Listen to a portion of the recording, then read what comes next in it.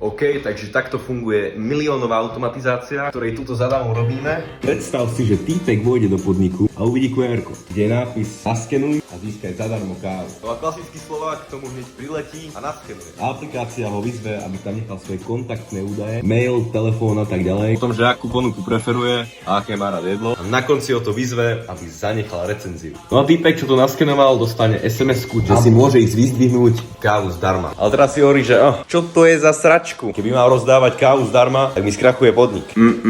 Sice týpek dostal zadarmo kávu, ale ty si dostal jeho kontaktné údaje, info o tom, čo má rád, plus recenziu na Google. Dobre.